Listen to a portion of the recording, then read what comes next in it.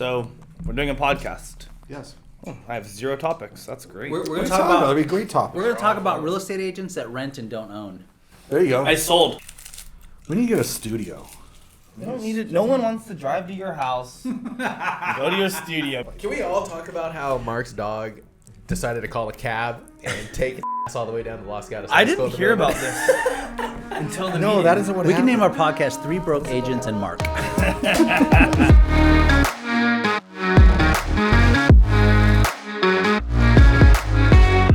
All right, guys, welcome back to another episode of All Things Real Estate with yours truly, Ben, Mark, and what was your name again? Your favorite. Aaron Durbacher. Aaron Durbacher. All right, well, we got a lot of great things to cover today, guys. I'm going to give the quick market minute. We're gonna Ben's going to talk about the text message that he got from one of his clients and how that secured a relationship for life. How that's affected me. And how he got a client for life. And then Mark's going to cover investing a little bit. Yeah. So with that, Ben, why don't you talk about your text message you got from your client? It's actually my client. I want to make that very clear that I gave to Ben. Oh, that makes sense now. Yeah. Now it all makes sense. Now it all makes sense. He thought he was texting you, and that's why I received it. So I'll let Ben tell it, but the moral of the story is watch what pictures you text to people. Right, Ben? Is that- Yeah, you know. So what happened? Well, get close to a client. He had to have been texting a girlfriend. I got close to him, you know. We texted late night, going over disclosures, comps. Which is not uncommon, right? Not uncommon. Next thing you know, a quick response comes in. And it's a And it was picture? nothing but him without his clothes on. Oh, there you go, man. Not a shirt. How'd you feel about that? Well, thought number 1, yikes. Thought number 2, I have a client for life. I know he won't go anywhere, ever. There you go. That's definitely going to be on the top 10 items that clients Just have. another day in the so life. There you right? go, man. Tell us, were you impressed? Not one bit. Did he apologize? He did not apologize. We kept the conversation going. Back on the disclosures. Wow. All right. Well, hey, you know what? He shot his shot. Ben shot him down, but you got a client for life. And That's like the time a client told me my girlfriend told me she wanted to make s'mores. And then I responded to the people that I was showing a house to with a voice text saying, you're not going to be able to play this, but some more of this. And then they literally pulled up right behind me. And I was like, oh my God, I can't resend it. I don't even know what to do. So they're like, they never said anything. I never said anything. And there you Embarrassing moments in real go. estate. You had to give him half your commission when you close that. That's all right. Yeah. Crazy. Yeah. Hey, so David, where's the market at? Yeah, great question. So here we are, mid-February or so, a little past it. We've got about 550 or so houses on the market. We always talk about Santa Clara County's 2 million people. We've got about 550 or so houses on the market. It's actually a slight increase from last week. But here's the interesting thing. We've got about 756 pending properties, right? So that means, Mark and I were talking about this on the way over here, we only have about 2.5 weeks worth of inventory in the county. Good news is I took a look at off-market coming soon stuff. That's the stuff that consumers won't find on Zillow or Redfin. And we've got about 280 properties that'll be coming on soon or can potentially sell off-market. So there's more coming, still not nearly enough, but definitely trending in the right direction. Mark, can you please silence your cell phone during the market minute? No, I was just going to give a $100 donation to your favorite charity. So, those numbers are freaking incredible, right? A healthy market needs to have, healthy being where you got good activity, both buyer and seller, where a buyer can actually find a house and negotiate. When you say healthy, that's not a seller's market, not a buyer's market. Correct. I see a healthy 64 market. When I say healthy, it's healthy for everybody. It's a win-win for everybody. People that need to get a house can actually have homes they can go look. On average, how many homes are you guys showing a buyer? If they call you up and say, hey, I want to go look at homes on Saturday, I'm going to look at a $3 million house in Los Gatos. How many homes are you going to show them? One. Maybe right? none. Imagine in a healthy market where you can show that buyer 20 homes. And that's not going to make it to where it's one-sided to be in a buyer's market or not, but in the middle. But anyways, you need to have about 3,500 homes. Well, so to get to that point. what's crazy is that example just triggered something. You and I did the open house for Bonnie Lane, that really nice property. Yeah. We priced it at 2.6, 2.7, something like that? Yeah, 2,699. Okay, so a lot of the buyers that we got could go up to 3. Right. You cannot find a house with Los Gatos High School right now that has any similar qualities of a remodel for under $3 million.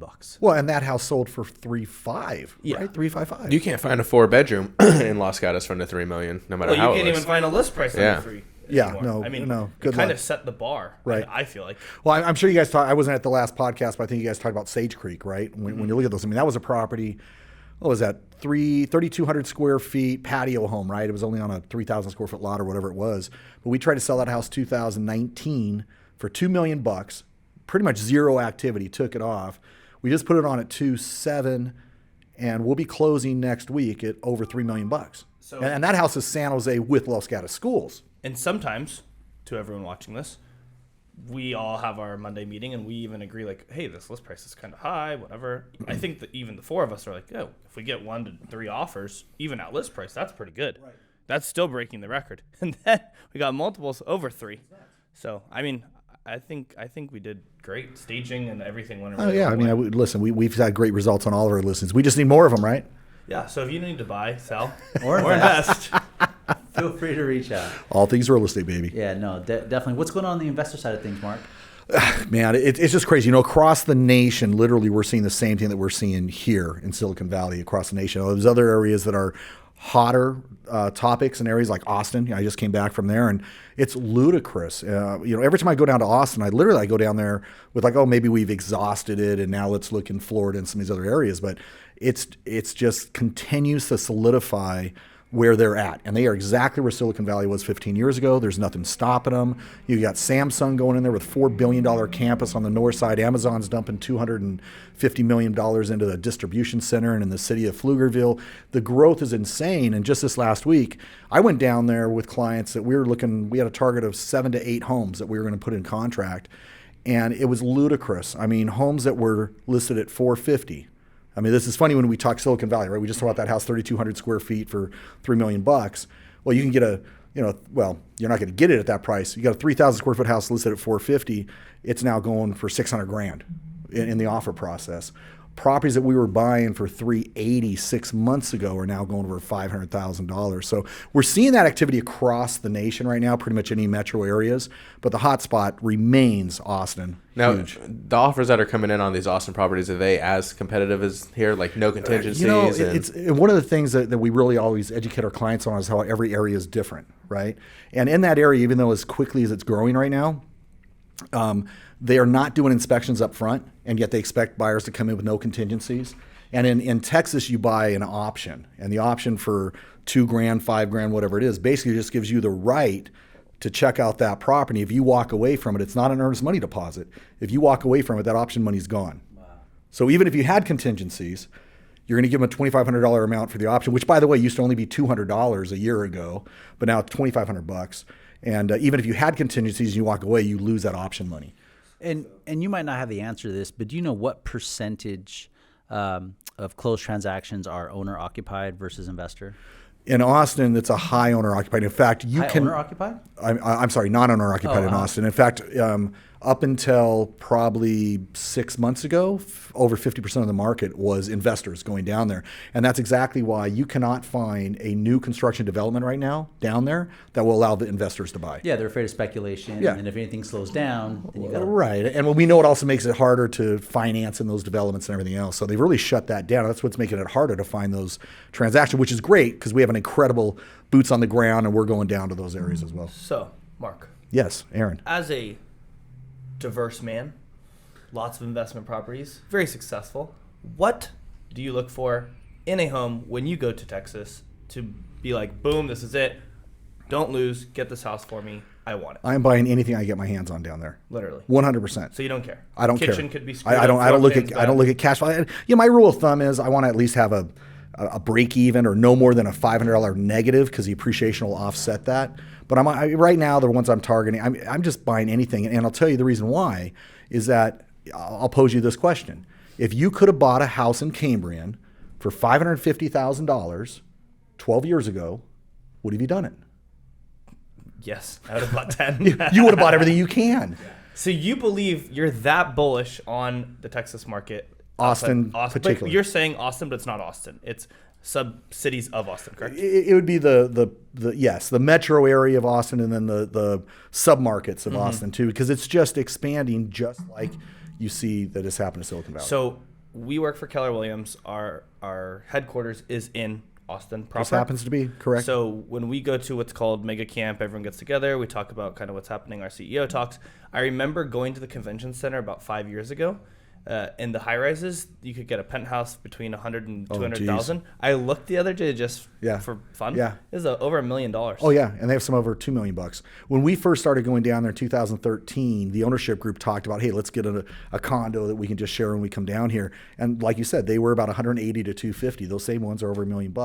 You have in Central Austin, those prices are over $1,000 a foot. I mean, they equal Silicon Valley.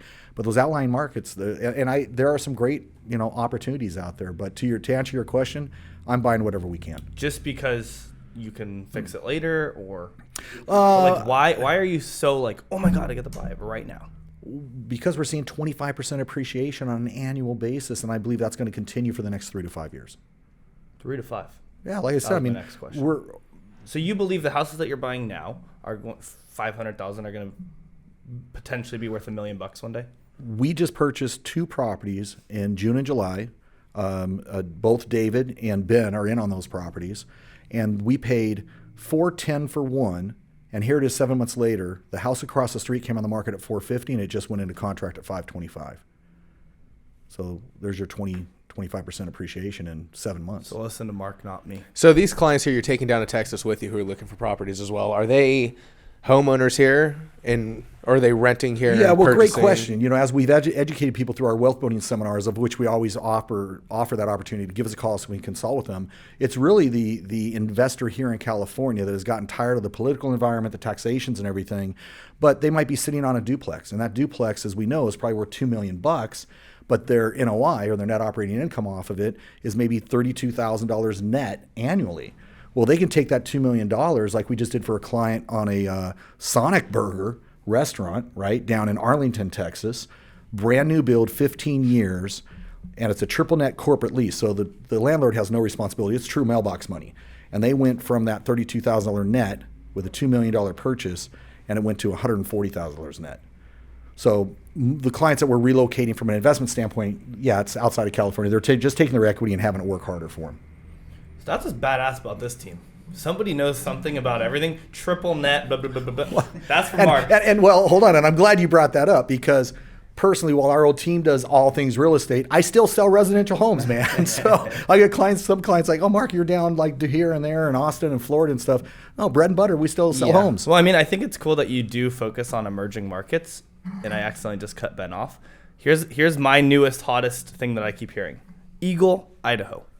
Have you heard of it? Yeah. So it's really close to Boise. It's an hour and 20 minute flight. And you basically can't buy anything that, like, it's kind of like what's happening in Texas. If you could just get your hands on it, people are just flying out of California to buy it. Yeah. And I mean, it's $1 million. Yeah. Idaho. Yeah, and that was probably about $400,000 3 years ago. It was probably about $400,000 in 2020. Yeah, you're right. And my chiropractor and doctor, who's actually leaving, he said that in November, December, it was like 800 to 900 for like kind of what he wanted. Right. And now there's even less inventory. Now it's 1.1. Well, and let's keep in mind, even though we talk about Austin a lot, Idaho, Utah, Raleigh, North Carolina, Arizona, those areas are all emerging hot markets to buy. I tend to just love what I'm seeing, the appreciation. I mean, a real quick example, then we move on to something else. When we looked at Utah, Salt Lake City, Utah, we were in that area. David and I went out there and started looking, and you can get new construction there for around $400,000, and it rents out for $1,900, right? And you've got some pretty good appreciation there. But again, I can go to Austin, $400,000. That one of those properties I was talking about earlier for $410 that we just purchased, we rented that property out in one day for $2,700. And the appreciation is greater. So that's why that Austin has kind of remained at the top of the list for now. So you know more about it than I do, but like Salt Lake City, Austin, some of these kind of like, Texas isn't so random, but some of these areas that are really random, I was told they have huge data centers, but like Facebook, for example, they'll lay the fiber optic cable and put in all the groundwork. And then once that's done, all the other big companies can tag on to it. So like once one goes, then they all start coming. Well, that's the whole issue with Austin, right? Austin laid all of their the cabling, Like, is it fiber optics, because we don't even have that in Silicon Valley, right? We don't have fiber. That's one of the problems that we have here. Where Austin, that whole area is new, and that infrastructure has been built out, and that's why, among other reasons. Yeah, and for other reasons, that's why that whole area is booming, and all the headquarters are moving out there, right? I mean, there's no state income tax. It's actually a pretty cool city to live in, the surrounding area and everything. So do you think the average appreciation in the Austin area this year will beat the Bay Area? Oh, 100%. So if I'm a renter right now, do I maybe just take the money I was, because it's cheaper to rent here than it is to own. So maybe I take my down payment money and I go buy a rental property in Austin and let that appreciate while I'm sitting here paying rent half of what my mortgage would be. It's an interesting question. We have that come up a lot when we do our consultations, as you know. And fundamentally, I always have a problem with somebody taking their when they don't own their primary residence, right? And they're taking that money and buying a rental for it. But with certain situations and the time of economies and stuff, investing, we know, is being at the right place at the right time. So I'm not opposed to doing that. I think Ben's in that situation, or Aaron too. Both you guys. You guys don't own a primary residence, but to get what we want, it's a $2 million house, a $13,000 mortgage payment. Okay, but you just purchased a property in Discovery Bay, right? Mm-hmm. How long ago did you buy that property? A year and a half ago. And you bought it for what? How much? $580. And what'd you just sell it for? $900. Okay, so not bad, right? Not bad. Not bad at There's all. your down payment for your $2 million home. I think the biggest thing though is if you could just once you're in, it's such a different story. Getting in right now is just so hard here. Yeah. And of course, if you have dual income and you have the extra money to spend, but on a $2 million house, 20%, that's right. $400,000.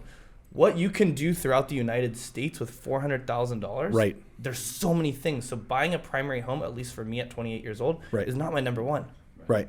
Well, and then there's also the concept of where we'll work with, friends and families of our clients, where they might have 4 people going in on one of these investment properties, which allows them to leverage more. And we do that.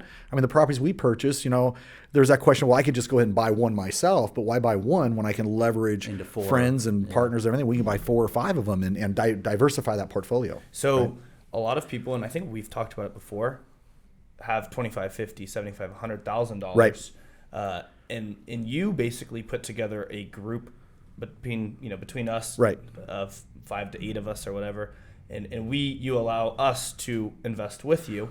Are there other places that you could recommend, or companies that do that, or are we going to do that one day? No, we can do that. Now, we're not creating syndications, right? But we can definitely take individuals that want to invest together, and we can assist with that, because it's just a matter of how they're holding title, so right? If they can group 4 people, then we can probably find a way. 100%. And as you know, we do that among ourselves. Now, I will say, you kind of want to keep it to 4. You start getting too many partners in there and stuff. But the beautiful thing like that, those properties, I mentioned earlier, we basically have 4 partners in those. We put $50,000 in, and that $50,000 now is worth $75,000, $80,000. Because I think a lot of people think that it's so hard to group 3 or 4 people together and buy it. But I'd much rather see my friends do that than go get 8% a year with a REIT or something, right? Then you're on title, you own it, you're building your credit, and then you can leverage way easier.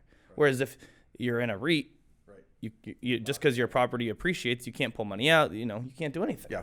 I want to go back to Ben. You cut him off. Sorry, but go ahead, Ben. Well, so what I was saying is, I was just gonna ask him Ben's gonna talk about the top 3 things a buyer can do to prepare. You just got cut off again. No, just go ahead. Well, no, I just had isn't it? We're talking about all these different places we look, and you've had a property you've rented out or Airbnb, and you have properties that you rent out.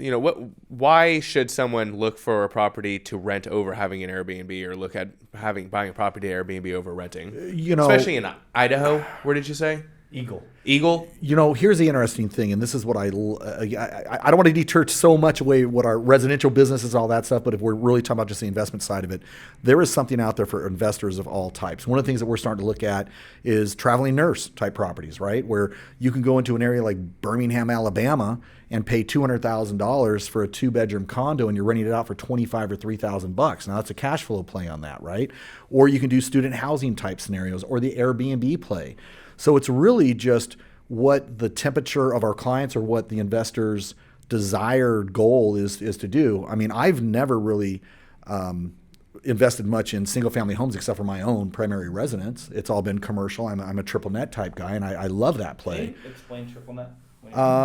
So triple net is it means net, and what that means in a lease is basically where the tenant covers all the expenses for the operation of that building. That includes property taxes, management fees, maintenance, utilities, landscaping, everything. So literally, the landlord gets mailbox money. They get a check every month for the net proceeds, and then they just got to pay their mortgage. That's all they got to pay.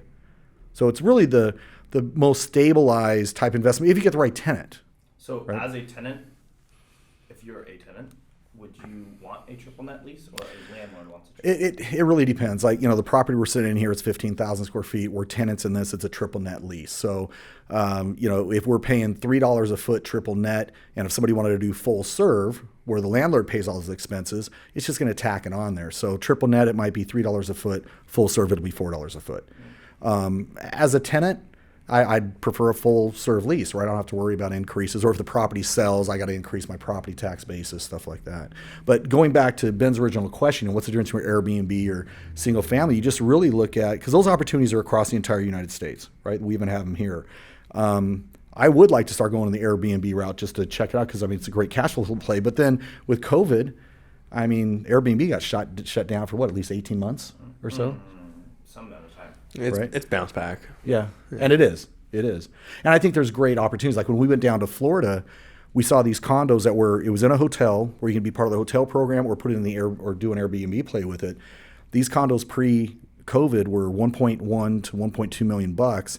They now been decimated down to 750 grand. And there's like 50 of them in one building. So you might say, my God, why would I buy? Well, hell, that's the greatest time to buy, right? And you can rent them out for around $350. Pre-pandemic, they were $500 a night. Doing the math, long story short with that, you can purchase one of those 35% down, and you can literally make 23 to 28% cash on cash each year. Yeah. It's pretty impressive. And that's using a management company that charges 25% and all that stuff. All right, well, there you go. A little mini wealth building There you go. seminar. Nice. No, I have something now. Oh, there you go. Ready? Go ahead, Aaron. 2 properties that caught my eye that we have not talked about. Greenwood, sold. Pending sale on Mount Eden, $18 million. The luxury market here, where we are, Los Gatos, Saratoga, previously, in my opinion, had a cap. If you were going to spend $15, $16, $18, $20 million, why would you do it in Saratoga? Because you're going to have probably the most expensive house in the neighborhood. You would go to Los Altos Hills. And if, at some point Los Altos Hills, you're going to go to Hillsborough, you're going to go, because Elon Musk's house sold in Hillsborough for $38 million, I want to say.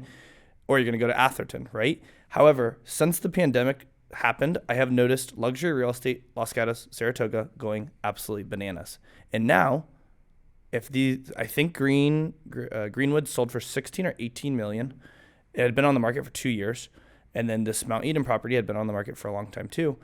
That's setting a new bar here in Los Gatos, Saratoga. So I'll tell you, you want to know what my thought is behind that and why that's happened? Not really. Okay, well, great. And screw you too. It's COVID, right? Yeah.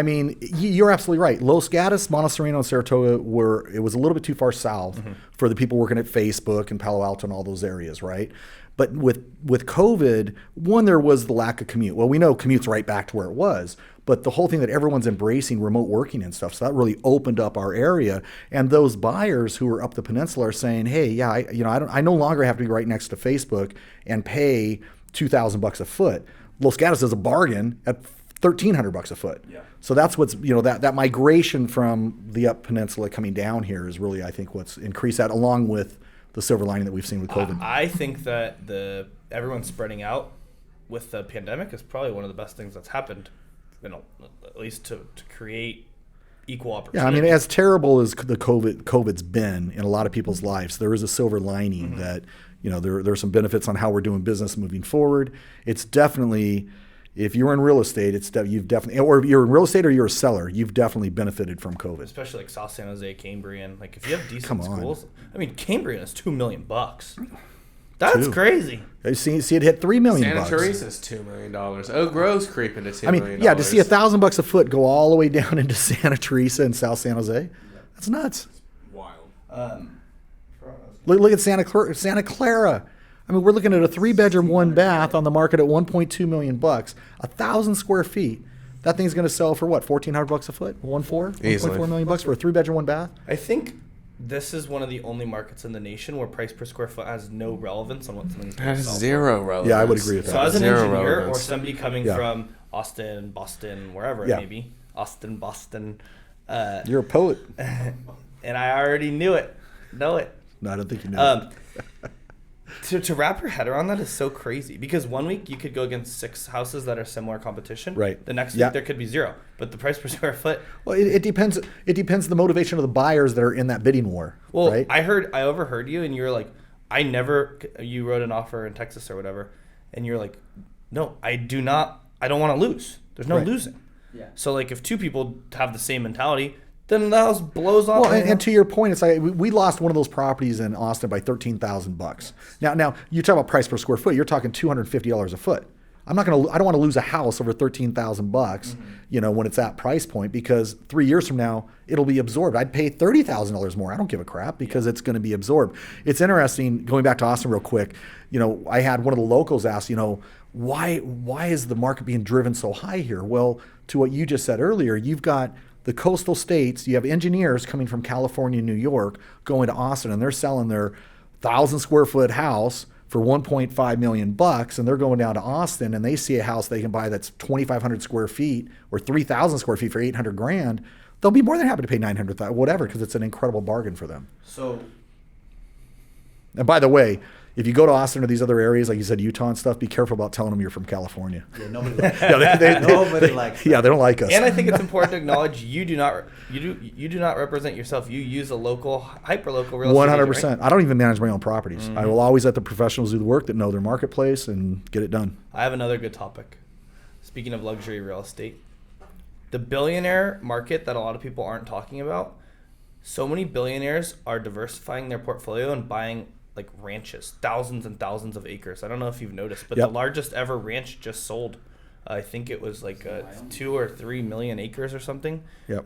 Got to fact check that. But I just listened to an interview with Tony Robbins and some other billionaire, and he's like, he literally can't buy a ranch. Like, No, A the ranch huge ranch. demand. I mean, look at what's been happening in Wyoming and Montana and Colorado. but why do you think that is where I was. You know, why is that? I think people want space, Mm-hmm. right? I mean, you know, the whole idea of living in a confined downtown area, just COVID kind of, I think, changed the whole perception of that. And people want to get back to nature, right? It's all about the earth and everything. And so, there still is a finite amount of space. yeah, Right. right. So if I'm a billionaire and I can buy whatever, 1 million acres or Go buy an island. I think, You know? I think the billionaires are foreshadowing what's coming, and something's got to give in this economy with the government and the this and the that. Whether you're Republican, Democrat, I think we all acknowledge that the things that they wrote with feather and ink probably aren't the best. So they're prepping ways. for Armageddon. Is that what I they're doing? feel like they're like, they want cows, they want lakes, they want this, they want that. And I'm like, they want the tangible asset that they could see, touch, hold. Forget the NFTs, forget the crypto. Elon Sure. Musk is going to be out there milking Yeah. cows, picking up chicken eggs. I don't know what's about to happen, but the billionaire ranch market is something to be watched. Well, it's definitely a land grab, Yeah. right? I mean, as everybody migrates and they don't have to be on the coastal states anymore, and headquarters are moving around to more favorable states and locations for affordable housing and everything else, you're going to see more of that happening, Yeah. without a doubt. But they're not. They're leasing out the land to To ranchers. farmers and stuff. Yep. But without the farmers owning the land, it's a little bit of a problem because the farmers are poor. Well, I mean, listen, there's so many things you can forecast on what's this world going to look like 3 to 5 years from now. I don't know. I mean, you look at how we're going to have to repay the stimulus package. I mean, I read an article the other day where they're currently saying our deficit is at $33 trillion. But if you add in the additional loans and everything we have against it, it's more like $60 trillion. The way that they calculate it is not correct. like Right, you just said. exactly, right. So, I mean, you look at that type of a deficit, when it wasn't that long ago where we actually had a balanced budget or we had a surplus, how the hell do we pay this money back? And the administration wants more money thrown at it, right? I mean, I think it's going to be a different place 3 to 5 years ago. I mean, it's just going to be interesting. But at what point is California, as a whole, since we live here, going to say, okay, the way that we're headed with, let's just say taxes versus somewhere like Nevada, right? whatever your political beliefs are, at some point, so many people have to be like, okay, I'm taking my business out of this state because it's so Well, I fundamentally. think we're You've starting already- to see some of that pain threshold. Yeah, right? absolutely. It's only going to get worse. But on the flip side of that, you've got people with money that live here, and they're going to be recession proof. They're going to be those billionaires or multimillionaires that can afford and will pay for quality of life where they're at. Now, with you saying what you said, you got people like Elon Musk and stuff that are just frustrated with what's happening on the political side of that. But yeah, there's always going to be money here. I But don't see the that changing. middle class right now in California is being squeezed tighter than anywhere else in the 100%. nation. Yeah. At $15 an hour, Yeah. what do you do? Well, what's the poverty level right now in Santa Clara County? It's like 110,000 or some ridiculous thing. It's crazy because there's just no. Well, Where do you let me go ask- to be in okay, the middle? Let me ask you this, because you guys are out there with the buyers, right? You got to buy these buyers that have to qualify for 1, 2, or how much does the buyer in Santa Clara County have to make to qualify for an entry level home? I would say 200,000 Let's say like 250. It's like a right? minimum household income, right? Yeah. Yeah, Yeah, household. that's like a minimum. 200. To get entry level. But entry level now, I would say a year or two ago was 1.2. How many times do you come across a buyer where dual income and they're making $400,000 or $500,000 and you're struggling They to can find them a qualify house? for something they cannot get what they want. We That- talked about exactly, this last week. exactly. That's the problem. Yeah, yeah. And it's like, okay, Well, and that's a challenge too when you look at it on a national level, right? Because they say if you make over $400,000 a year, you're in the top. You're a 1%er nationwide. Here, You're just getting by. yeah, you're just getting by. I remember growing up, I was like, I'm gonna make $100,000 someday. I'm gonna make it, and I'm like, $100,000. What do you do? You drive a car worth more than that, don't you, Aaron? Okay. Rent my house, drive a $150,000 car, bing bong, follow my lead. But tell that me- just tell goes me back I'm a millennial to without- circle without back. telling me Oopsie, I'm a I just millennial. to circle back to everything. The whole premise of what you just said, they are unwilling to be able. They can't get what they actually want, so they say, okay, I'm going to spend $6,000 to live in a $2 million house and rent it. I'm going to take that extra money and I'm going to go put it in Hawaii, Texas, Austin, whatever. And yeah, fundamentally, it's very ass backwards Well, from everything. I we're taught. think you're seeing a big change in the trend for the younger generations too about not flocking to buy a house, right? I mean, it's not as important as it was for the other generations.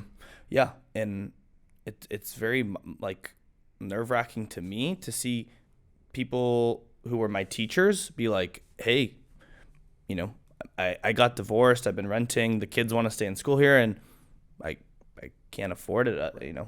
I'm a teacher. I've maxed out Yeah. what I can go, so I got to go to Roseville. So at what point are we gonna be like, oh shit, we have no teachers now too? Well, you always look at these economies like Silicon Valley and what's happening in Austin, where it's all great. I mean, you say it's very positive and everything, but there's a downside to it, right? Where you have an area where locals cannot afford to buy homes. That's happening in Colorado too. It's happening across the nation, right? I mean, it's a challenge. I mean, and it's changing the dynamics of those communities because those multi-generational families that have been there forever are now having to move out. They're getting priced out. And their Correct. kids can't buy there. Same right? that also just happened in Nashville. They're no longer allowing Airbnbs. Right. Well, and that's the whole thing with going back to the Airbnb thing. It's very challenging. I mean, Lake Tahoe just did it where you can now they did a 3-year test run on licenses for being able to do short-term rentals, and the 3-year time period just expired. They didn't renew them anywhere. So like areas like the Keys and stuff, you can't do an Airbnb. It can only be around the hotel district on South Shore. On South Shore. So You missed it last week. yep. Forget Austin for a minute. Sure, if that's you out of my can. mind. No problem. All right, see ya. Number one market, Phoenix, Arizona. Last 2 years running. Yeah, it's crazy. I've always told myself, experiencing the last blow up, that I would never recommend or invest in 3 states: Arizona. Nevada and Florida. You almost And bought yet, a and yet I'm looking at those because the growth, again, that expansion that's happening. But the blow up in 08, 09. And also in the 90s. I mean, I've been doing this for a while. The same. Those 3 states are the ones that usually plummet the quickest and the worst situation. But the way that you're renting and netting money for the properties is also much different, which is why maybe you would reconsider. Well, I always look at the dynamics in the area, right? I mean, The and economies are shifting. Right. yeah, and what's the pull to those areas, right? I mean, the fundamental things we say if you're looking for, going back to the investing conversation, is it's location, right? You better be within 45 minutes of an international airport for access. It better have a very strong educational base, right? Because if the market does take a crap, college towns and stuff are going to flourish because people are going to go back to education.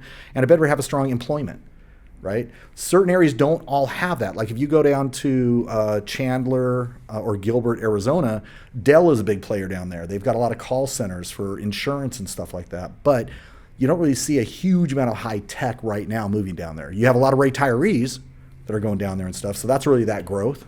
Yeah, that's what we talked about a while back was like Morgan Hill, Hollister, Gilroy. Right. They don't have a driving force to why you would be there besides a house. So Well, those are areas that get hit hard. But those are those areas around all of those metro areas that are the submarkets, right? Where they're the commuter locations. Those are the suburbs, so to speak. So they definitely feed off of Silicon Valley. Yeah. I mean, I don't know anybody that lives in Hollister unless if they're a service provider or a doctor in town that actually works their career in Hollister. They're going to have it someplace else, like Tracy, right? But even if you worked in Hollister, you can't even afford to buy a house there anymore. Not anymore. Right. No. I think this is a good place to stop. I feel like the Ben of the podcast, I didn't really contribute today. Probably because I'm sitting on his side, right? You vampire sucking podcast. Oh, no, dude. I'm kidding. This is a good little wealth building. But Aaron, Mark, you guys did a great job talking about what's going on the investing side, questions that a lot of people have, and really what the forecast is for the future. So until next time, boys, it's been real. Hey, one random thing. Why don't they teach kids about real estate in school? Why isn't there a real They don't estate? teach What do they even teach kids how to finance, they don't live? teach We have credit 8 score. kids, so I thought you might have a good opinion since All you right, didn't share everybody. anything. Thank you. We'll see you next time. All right.